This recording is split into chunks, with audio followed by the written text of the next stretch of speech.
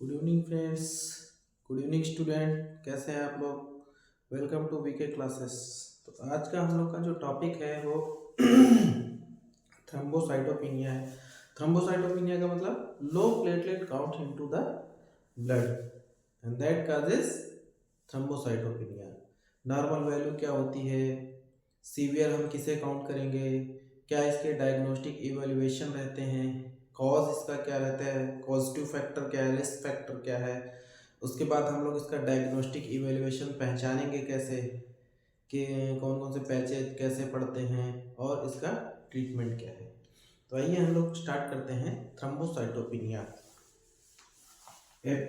इसकी डेफिनेशन क्या देखेंगे? Abnormal abnormally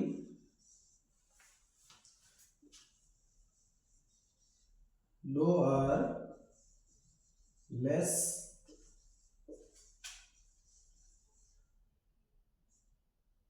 platelets count into blood that causes thrombocytopenia।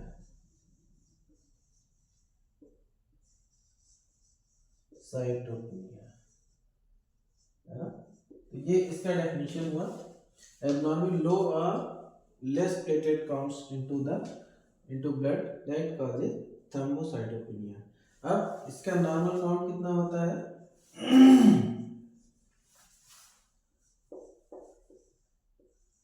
Normal counts of blood platelets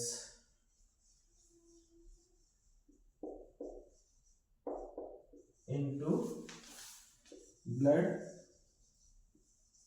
that is 1,50,000 to 4,50,000 platelet per microliter है। Then फिर क्या रखेंगे हम लोग? इफ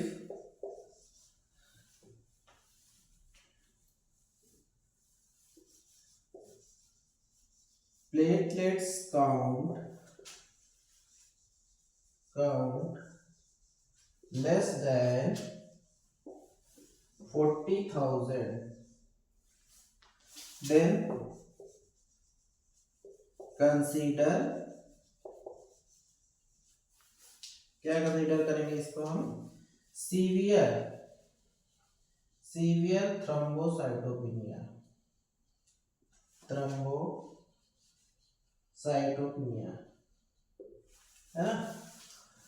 तो हमारी डेफिनेशन क्या हुई? एबनॉर्मल अगर इसका काउंट होगा 1,50,000 से नीचे आएगा या low level of platelet counts, then उसको क्या बोलेंगे हम लोग? थ्रोम्बोसाइटोपिनिया।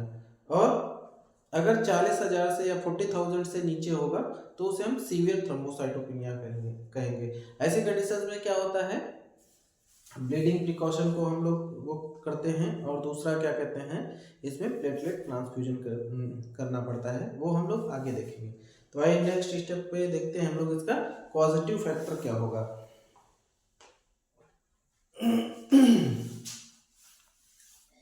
एक पॉइंट और इसमें देखते हैं हम लोग, लाइफ स्पेन इसका कितना होता है? लाइफ स्पेन अब इसको हम लोग शॉर्ट में लिखेंगे, ब्लड प्लेटलेट्स दैट इज कितना? 10 डेज। एक जो प्लेटलेट है उसका लाइफ स्पेन कितना होगा? 10 दिन होगा। नेक्स्ट उसमें हम लोग इसको देखते हैं, पॉजिटिव फैक्टर क्या रहते हैं या रिस्क फैक्टर क्या होते हैं इसके, कब कब ये कम हो जाएगा, क्या क्या ऐसी कंडीशंस होंगी, इसमें हम लोग देखते हैं। causes a रिस्क फैक्टर कौन कौन से होंगे वो देखते हैं। तो सबसे पहला ये कंजेनाइटल होगा, इन्हीं कारणों बस बाय बर्थ, और फिर एक्वायर्ड होगा, एक्वायर्ड। दूसरा ये कंजेनाइटल होगा या फिर बाय बर्थ होगा। उसके बाद दूसरा decrease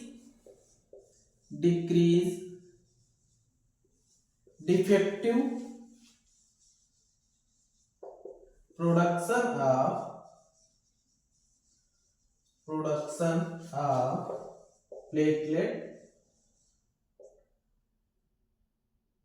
platelets from bone marrow, है ना, बोन मैरो।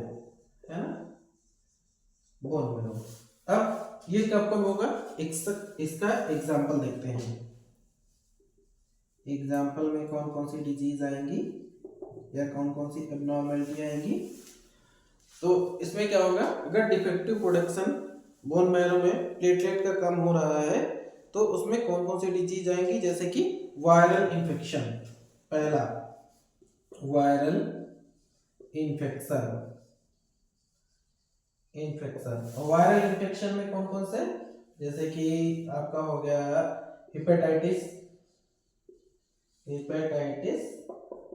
ई, ठीक है। उसके बाद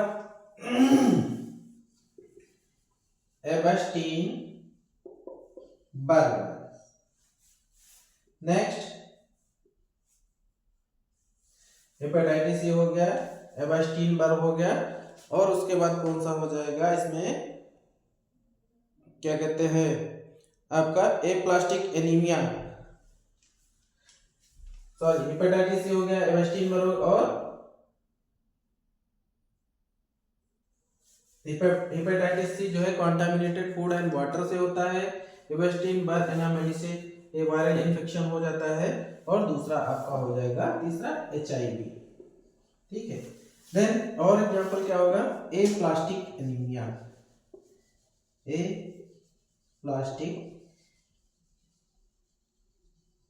anaemia, then cancer of bone marrow and blood, इसको क्या बोलेंगे, दैट इज ब्रैकेट में लिखेंगे ल्यूकीमिया। अब ल्यूकीमिया कितने तरीके का, 4 तरीके का, ALL, AML, CLL और CML। ALL मतलब acute lymphocytic leukaemia, acute myeloid leukaemia, chronic lymphocytic leukaemia और क्रॉनिक माइलॉइड ल्यूकीमिया। तो ये जो डिजीजेस है इसमें क्या होगा, एप्लास्टिक एनीमिया में आरबीसी का नंबर ज्यादा हो जाएगा तो फिर प्लेटलेट का नंबर डिक्रीज हो जाएगा, वहां डिस्ट्रक्ट होने लगेंगी। उसके बाद ल्यूकीमिया में भी वही होगा, बोन मैरो कम उसको बनाएगा प्लेटलेट्स को, तो इसी को हम लोग बोलते हैं थ्रोम्बोसाइटोपेनिया। ये किससे होगा, वायरल इन्फेक्शन से होगा, ठीक है। आइए नेक्स्ट इसके काज अगले हम स्टेप में देखते हैं।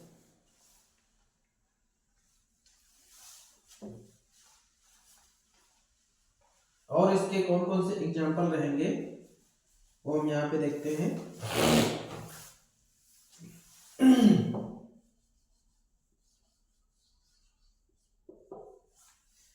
कीमोथेरेपी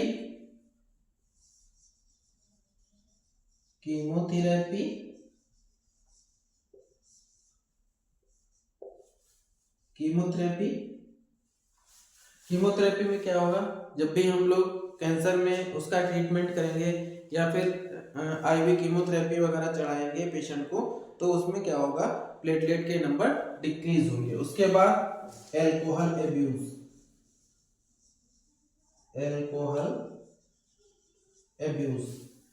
देन कीमोथेरेपी हो गया, अल्कोहल अब्यूज हो गया, उसके बाद डिफिशियंसी ऑफ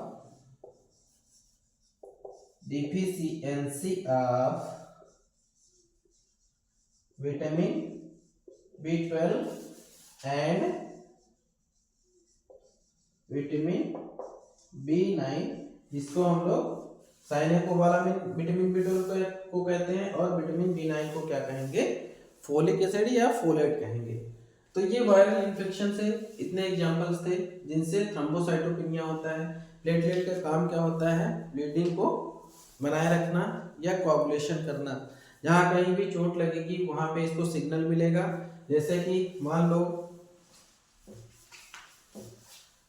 यहाँ पे चोट लगी, ये वेसल है आपकी, और यहाँ पे चोट लगी, ठीक है, और ये ब्लड बह रहा है पूरा, ये इसमें सारी सेल्स भी हैं, BPL भी है, WBC भी है ना, RBC भी है, ये सब है। यहाँ पे चोट लगी, ब्रेन को सिग्नल गया और ब्रेन ने इन सेल्स को सिग्नल दिया, तो ये प्लेटलेट्स आके यहाँ पे एक्युमुलेट होने लगेंगी, ठीक है, इस तरीके से एक्युमुलेट हो जाएंगी ऐसे, और फिर यहाँ पे जो ब्लीडिंग हो रही होगी वो बंद हो जाएगी, and that is known as platelet plug. ये प्लेटलेट प्लग बनाती है।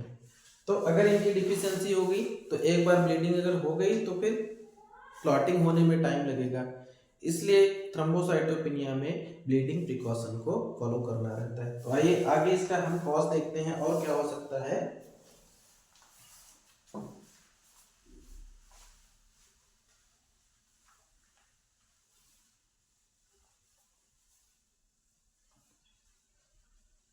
Defective production of platelet from bone marrow से हम लोगों ने पहला देखा वायरल इंफेक्शन, उसके बाद इंक्रीज डिस्ट्रक्शन ऑफ, नेक्स्ट हम क्या देखेंगे, इंक्रीज डिस्ट्रक्शन ऑफ प्लेटलेट्स। इसमें क्या होगा, इसका कौन सा एग्जांपल रहेगा, पहला रहेगा ऑटोइम्यून। बॉडी में क्या होता है, कुछ ऑटो इम्यून एक्टिविटी होती है जो हमारी प्लेटलेट के अगेंस्ट एंटीबॉडी बन जाती हैं और प्लेटलेट्स को क्या करती हैं, डिस्ट्रक्ट करती रहती हैं या किल करती रहती हैं। तो पहला क्या हो जाएगा, ऑटो इम्यून।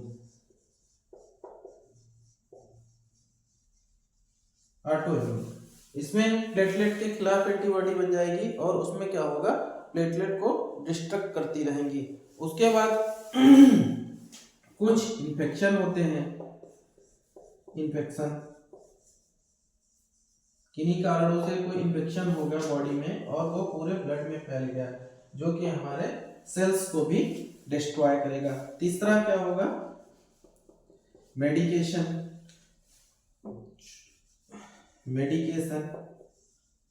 कुछ दवाएं होती हैं जिनके वजह से प्लेटलेट हमारा जो है डेड हो जाता है या किल हो जाता है, जैसे कि हिपैरिन एक एंटीकोआगुलेंट है जो ब्लड थिनर के रूप में हम उसको यूज करते हैं। तो इसमें लिखेंगे हम लोग हिपैरिन इंड्यूस्ड थ्रोम्बोसाइटोपेनिया। हिपैरिन, जिन पेशेंट में लंबे समय तक चलता है हिपैरिन, उनमें ये दिक्कतें हो जाती हैं। हिपैरिन इंड्यूस्ड, इधर लिखते हैं, हिपैरिन इंड्यूस्ड थ्रोम्बोसाइटोपेनिया, ठीक है। तो ये कुछ दवाएं होती हैं, अगर हिपैरिन बहुत लंबे समय तक किसी में चल रहा है तो उसमें INR वगैरह, PT वगैरह ये सब मॉनिटर करेंगे।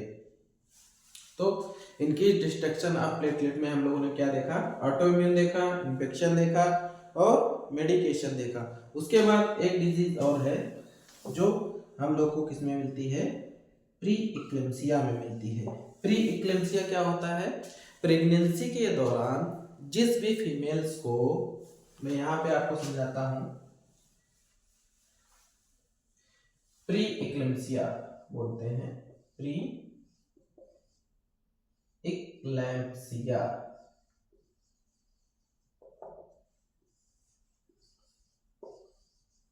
इसको हम प्री निमोनिया।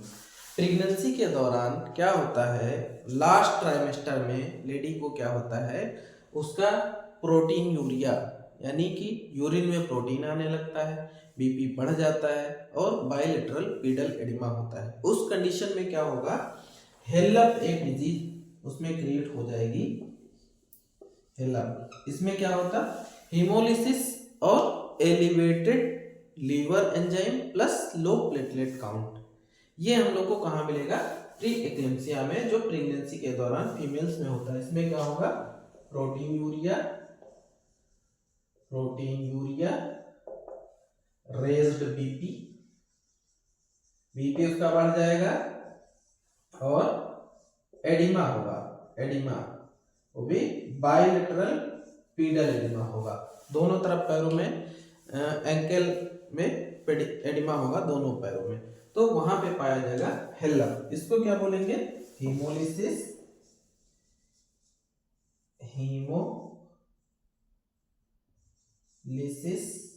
एलिवेटेड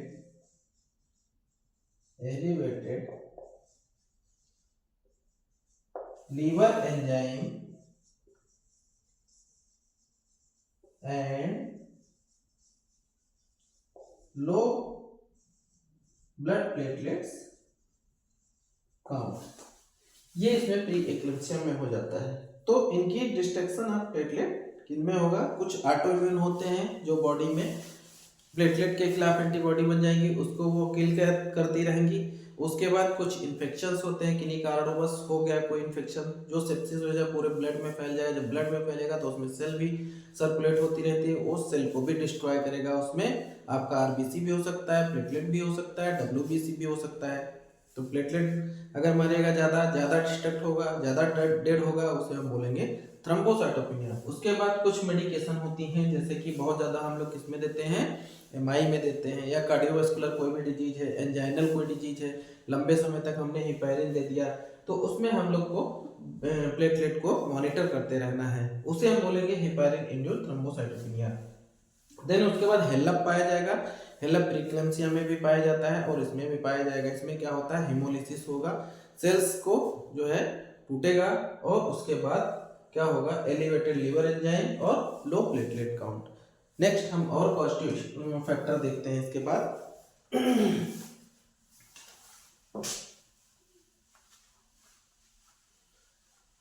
ये हमारे सारे पॉजिटिव फैक्टर हैं, इनको हम लोग को अच्छे से समझना है और लर्न करना है। इंपॉर्टेंट रहेगा एनीमिया में, एग्जाम में आने का भी चांस है इसका पूरा एनीमिया को आप लोग क्लासिफाई करिए और किसी एक के बारे में लिखिए, शॉर्ट में भी आ सकता है और लॉन्ग में भी आ सकता है। उसके बाद नेक्स्ट हमारा क्या रहेगा, इंक्रीज प्लेटलेट सीक्वेस्ट्रेशन,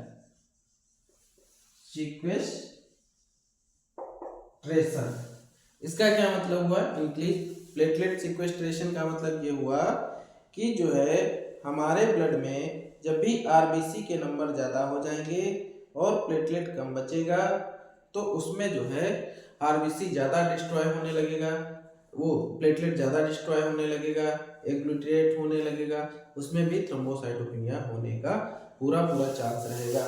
प्लस उसके बाद क्या रहता है, हम बोलते हैं डाइल्यूशनल थ्रोम्बोसाइटोपेनिया, डाइल्यूशनल थ्रोम्बोसाइटोपेनिया। इसमें क्या होगा, अगर हम लोग मल्टीपल आरबीसी ट्रांसफ्यूजन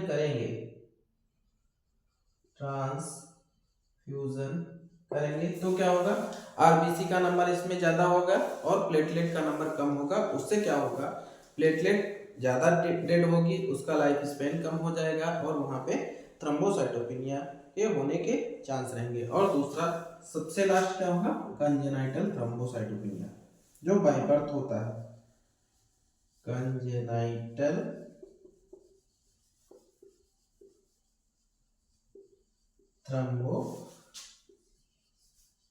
थ्रोम्बोसाइटोपिनिया, है ना, ये बाय बर्थ होगा। तो ये हमारे कॉजेज रहे, रिस्क फैक्टर रहे, बोन मैरो प्रोडक्शन कम कर रहा है या फिर ज़्यादा जल्दी प्लेटलेट टूट रही है, कौन सा कंजेनाइटल है, प्लेटलेट सिक्वेस्ट्रेशन क्या है, डाइल्यूशनल थ्रोम्बोसाइटोपिनिया क्या है, ये सारी चीज़ें हम लोगों ने देखी। इसके बाद अब हम लोग क्या देखेंगे, इसके लक्षण क्या क्या हैं। अगर किसी को थ्रोम्बोसाइटोपिनिया हो जाता है तो इसके लक्षण कौन कौन से हैं, है ना, वो हम लोग देखते हैं। लक्षण, प्लेटलेट किसके लिए जाना जाता है, ब्लीडिंग को कंट्रोल करने के लिए। तो कहीं भी अगर ब्लड में या बॉडी में किसी के कहीं भी कमी अगर इसकी होगी तो वहां पे ब्लीडिंग होने के ज्यादा क्या रहेंगे, चांसेस रहेंगे। हम लोग देखते हैं इसके सिम्टम्स। सिम्टम्स में क्या होगा, थ्रोम्बोसाइटोपिनिया मतलब लो प्लेटलेट काउंट। तो इसमें क्या होगा, एक्सेसिव ब्रूसिंग होगी। पहला जो सिम्टम देखते हैं, एक्सेसिव ब्रूसिंग, मतलब पैचेस बॉडी पे बन जाएंगे, रैसेस बन जाएंगे, कहीं कहीं पिन पॉइंट होगा, पिन पॉइंट, कहीं इसे बोलेंगे पिटाइची या इसे बोलेंगे पुरपुरा, है ना, ये सारे। कभी कभी आप लोगों ने देखा होगा जब भी डेंगू में भी थ्रोम्बोसाइटोपिनिया होता है तो स्किन पे छोटे छोटे रैसेस बन जाते हैं, दैट इज नोन एज पिटाइची, ठीक है। उसके बाद अगला देखते हैं हम लोग सुपरफिशियल ब्लीडिंग।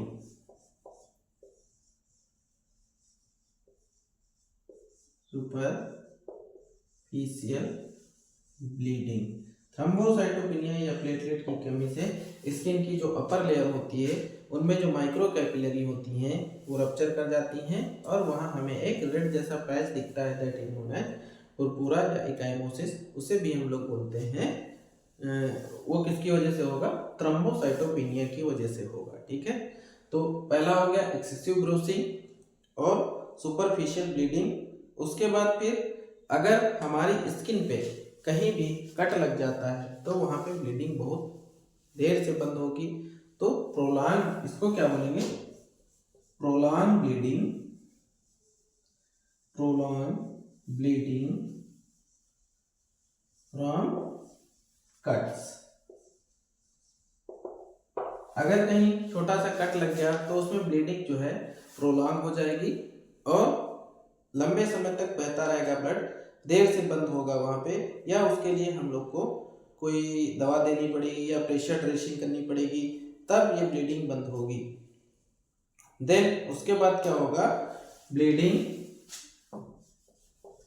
अगर प्लेटलेट कम है तो ब्लीडिंग हमारे गम से होगी, हमारे नोज से होगी, स्टूल में आएगा, यूरिन में आएगा, हाई मेंसेस फ्लो होगा, है ना, ये सारी इसमें चीजें दिखेंगी। तो इसमें क्या बोलेंगे, bleeding, bleeding from gums, gums और नोज, इसको बोलेंगे epistaxis. Bleeding from nose is known as epistaxis. Then bleeding from gums और नोज, उसके बाद blood, blood present in stool और यूरिन, उसके बाद हैवी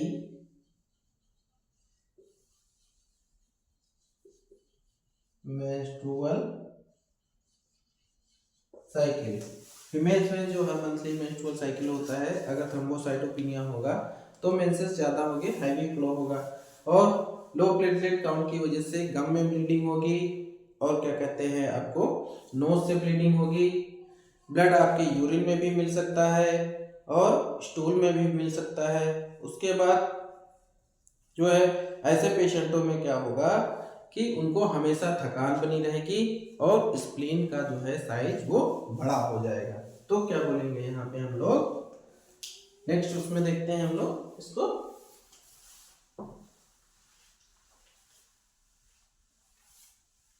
ऐसे पेशेंटों में क्या होगा, हमेशा थकान बनी रहेगी, उसको फटीग रहेगा, पेशेंट फटीग प्लस स्प्लीनोमेगैली,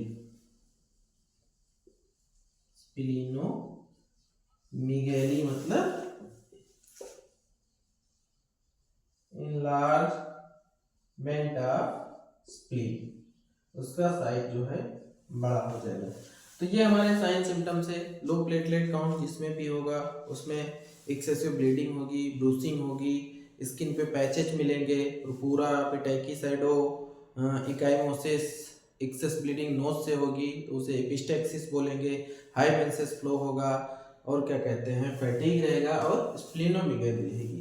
इसके बाद हम लोग देखते हैं डायग्नोस्टिक इवैल्यूएशन। क्या क्या इसमें टेस्ट करा सकते हैं हम लोग, टेस्ट इसमें क्या क्या करा सकते हैं, इन्वेस्टिगेशन, जिसकी वजह से हमको पता लगेगा कि क्या काउंट है, क्या काउंट है और क्या नहीं काउंट है।